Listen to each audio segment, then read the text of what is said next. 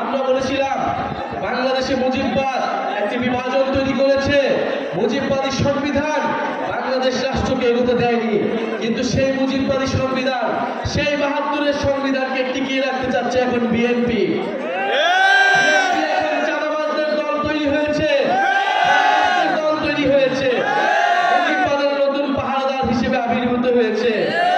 ফলে চাঁদাবাজ এবং মুজিববাদের নতুন পাহারাদার এসেছে, সেই পাহারাদারকেও আপনাদেরকে প্রতিহত করতে হবে, তাদের বিরুদ্ধে সংগ্রাম করতে হবে। সংগ্রামী বন্ধুগণ, আমরা অনৈক্য চাই না, আমরা বিভাজন চাই না, কিন্তু যদি জনগণের বিরুদ্ধে দাঁড়ায়, জুলাই গণ অভ্যুত্থানের বিরুদ্ধে কোন শক্তি দাঁড়ায়, তবে অবশ্যই তাদের সাথে আমাদের ঐক্য সম্ভব নয়। অভ্যুত্থানের মধ্য দিয়ে যেহেতু এই ছাত্র নেতৃত্ব, এই তরুণ নেতৃত্ব সেই সিস্টেমের পতন ঘটাতে চেয়েছিল, তাই সেই সিস্টেম কখনোই চায় না এই নেতৃত্ব, এই অভ্যুত্থানের নেতৃত্ব কোনোভাবে দাঁড়াক, কোনোভাবে থাকুক।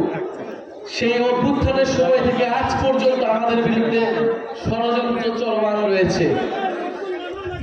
আপনারা দেখেছেন গণ অভ্যুত্থানের সময় শেখ হাসিনা সরকার যেভাবে ষড়যন্ত্র আমাদের বিরুদ্ধে চলমান রেখেছিল, এই অভ্যুত্থানের পরে সেই একই সিস্টেম, সেই দুর্নীতি মাফিয়াদের সিস্টেম, সেই সেনাবাহিনী আমলাতন্ত্রের সিস্টেম আমাদের বিরুদ্ধে এখনো পর্যন্ত ষড়যন্ত্র চলমান রেখেছে।